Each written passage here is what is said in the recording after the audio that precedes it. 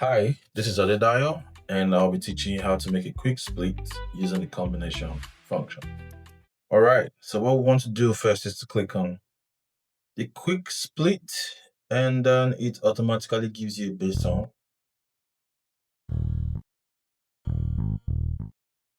So if you notice, what we have to do right now is to increase the split point. If you want to take it a bit up, let's put it on D sharp.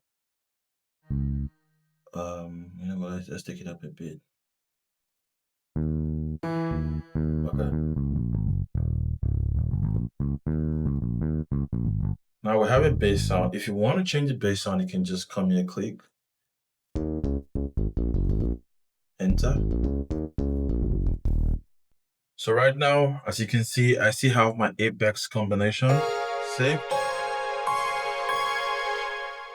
But I want to reduce the octave. I just click this, click on the octave and take it down a bit, -1. And it sounds like this.